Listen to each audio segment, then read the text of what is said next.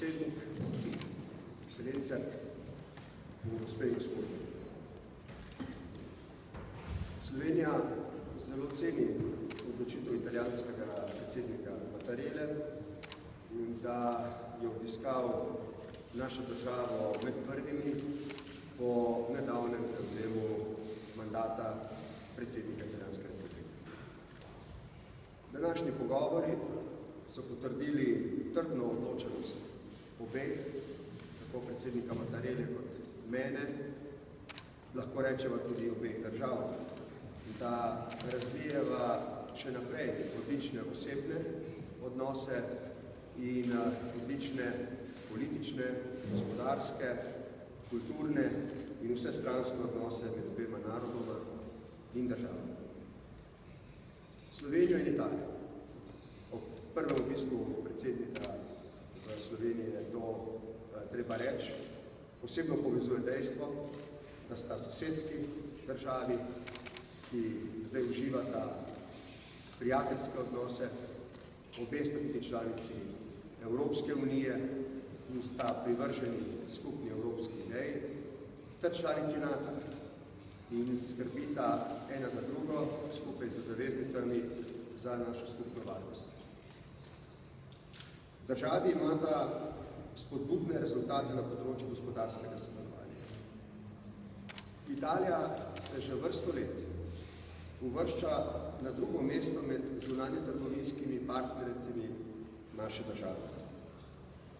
Italijanski investitorji so tretji v naši državi po obsegu naložb. Italijanski turisti, in s predsednikom sva jih imela možnost videti kar precej tudi danes v časteh na Kongresnem trgu, so po številu prvi v naši državi.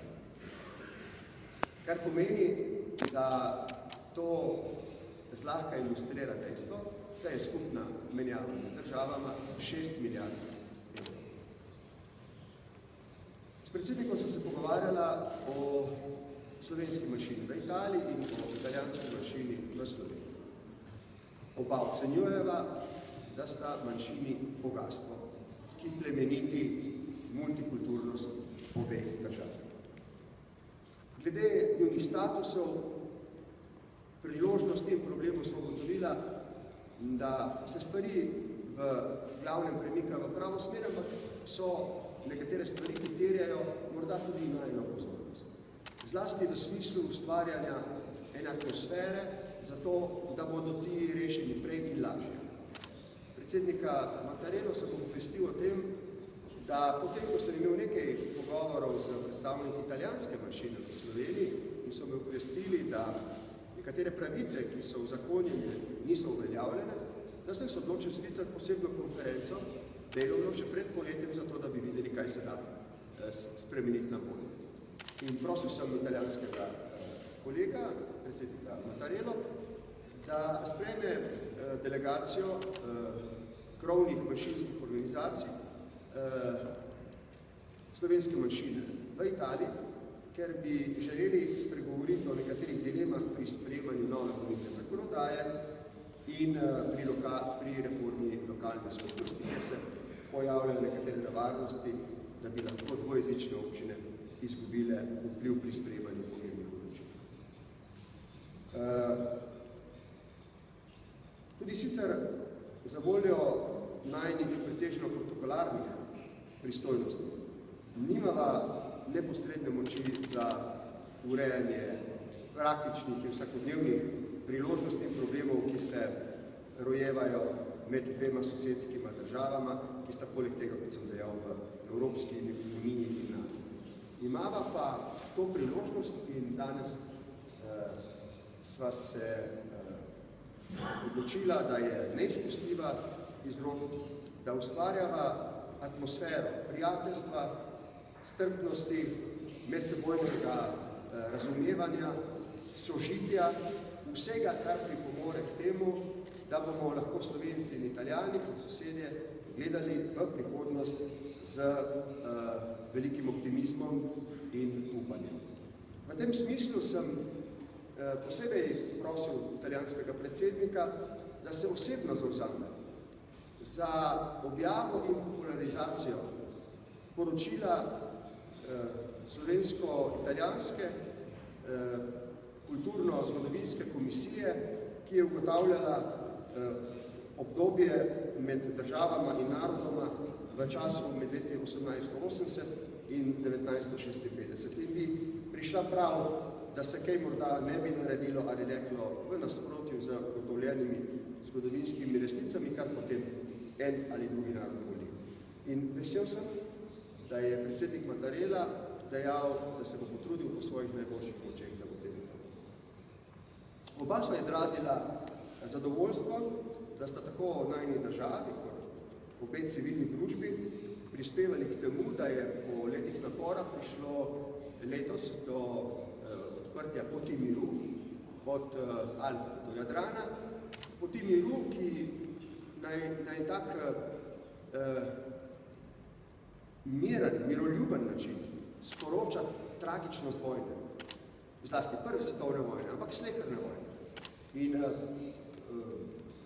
ljudje, ki so na obeh stranih meje skrbeli za ta projekt, so me obvestili, da je pot miru že postala zelo popularna.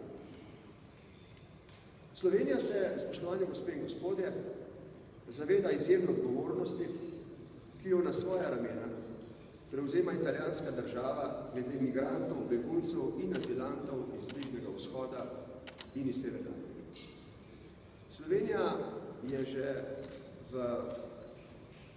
prejšnjih letih za ladjo Triglav pravzaprav kot edina iz držav Evropske unije na tak neposreden način v okviru operacije Mare Nostrum pomagala italijanskim oblastem, da so to breme, ki se povečuje, lažje reševali.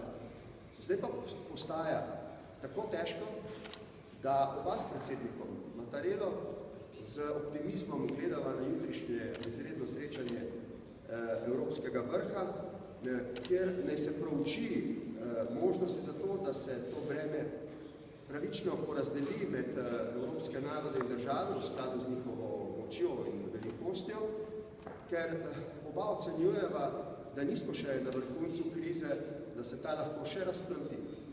Prav tako sva oba za skrbljenosti ugotovila, da se neposredni varnostni problemi vse bolj iz Bližnjega vzhoda preko Egipta selijo v Libijo, ki je pravzaprav najbolj neposredno v geopolitičnem smislu navzoča ob Evropski uniji. To predstavlja neko skrb, varnostno in siceršnjo, ki obe državi posvečata veliko pozornost.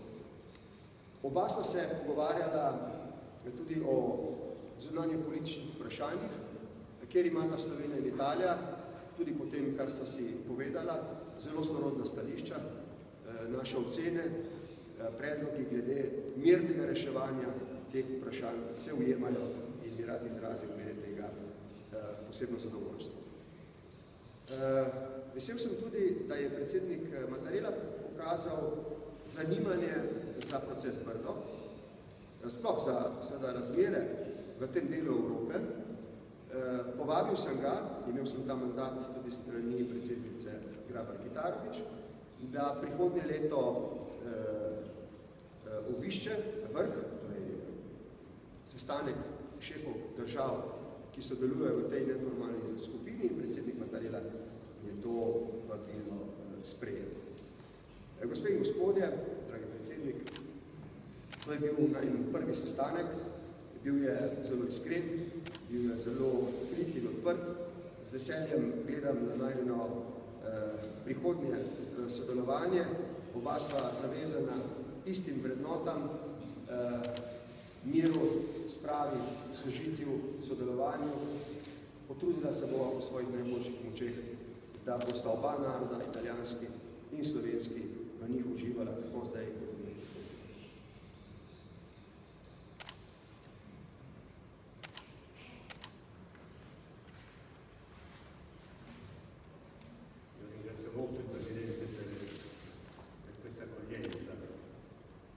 che ha avuto anche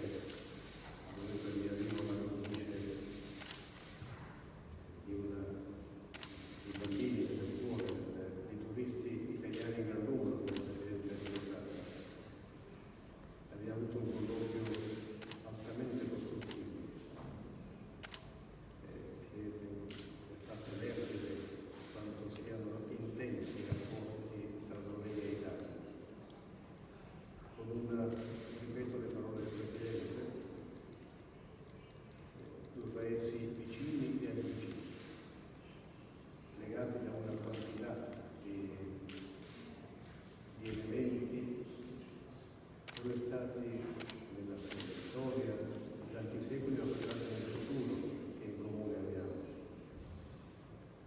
E questo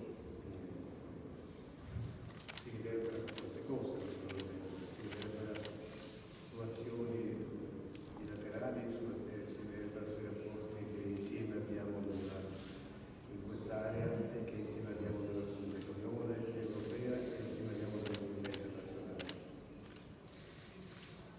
A partire dal tema delle minoranze, che il Presidente ha ricordato, che anch'io condivido che queste parole costituiscono una ricchezza per i nostri centri e per i nostri paesi, e naturalmente incontrerò nelle prossime settimane con molto piacere i rappresentanti della comunità del mio paese.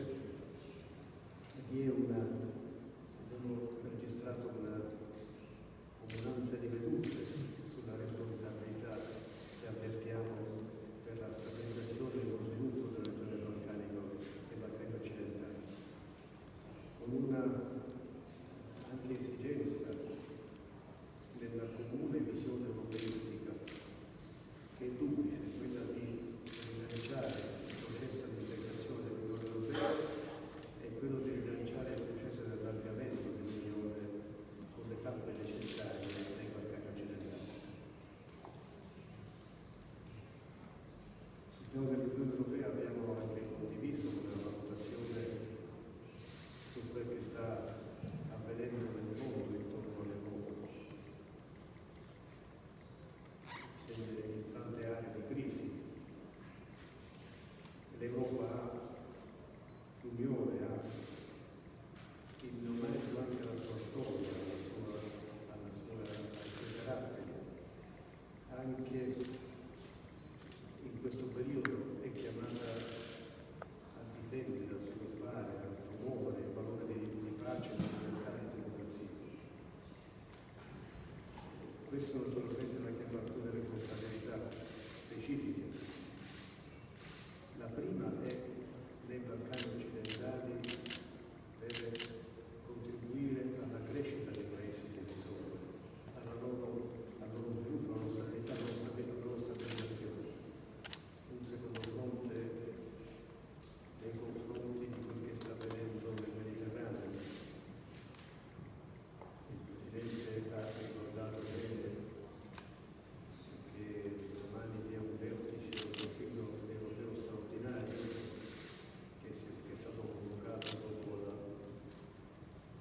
il tragico evento di domenica scorsa davanti alle coste della Libia, con una che ha manifestato in maniera crudelmente evidente quanto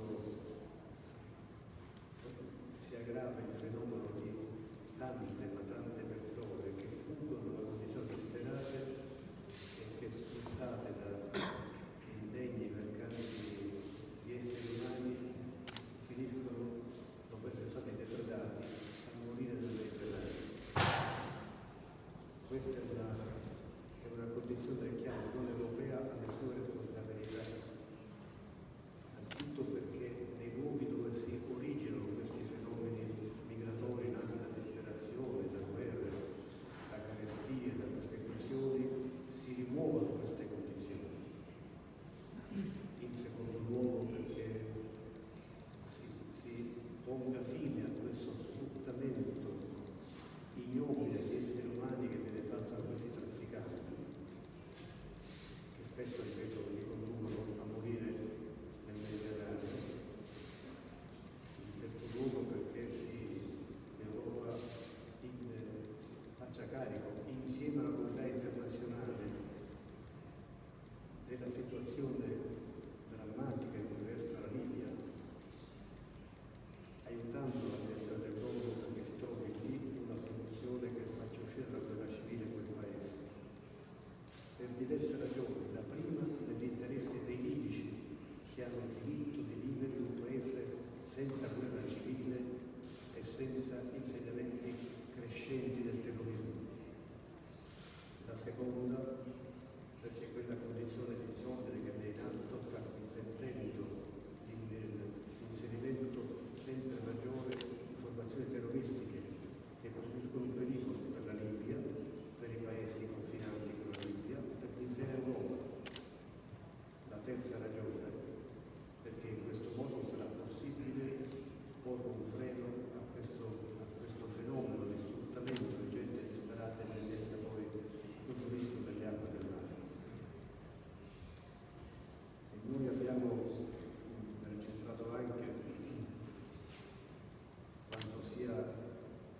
esperienza, la collaborazione tra Slovenia e Italia, come è stata, come il Presidente ha ricordato, sul piano del Mare Nostrum.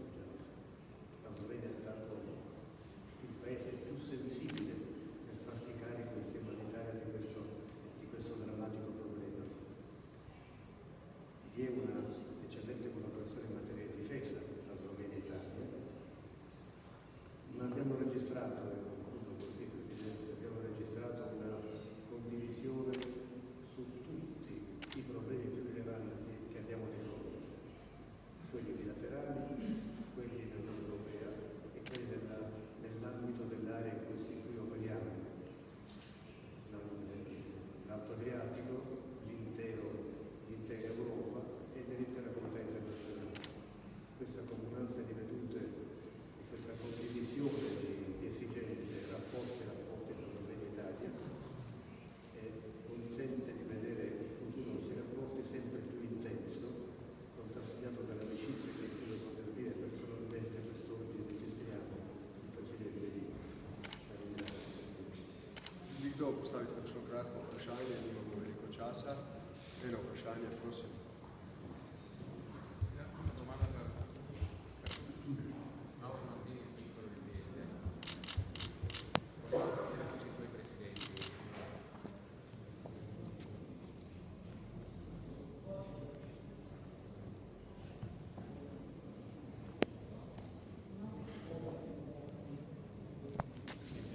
Naj povem, da to